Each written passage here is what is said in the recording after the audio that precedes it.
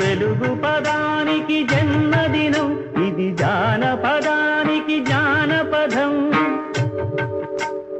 ఏడు స్వరాలే ఏడు కొండలై వెలసిన కలియుగ విష్ణు పదం. అన్నమయ్య జననం, ఇది అన్నమయ్య జననం, ఇది హరిషడ్వర్గము తెగనరికే హరిఖడ్గం ఇది నందకము.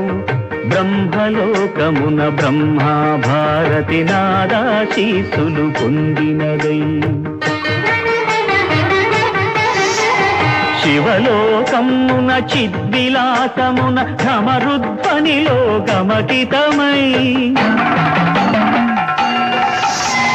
దివ్య సభలలో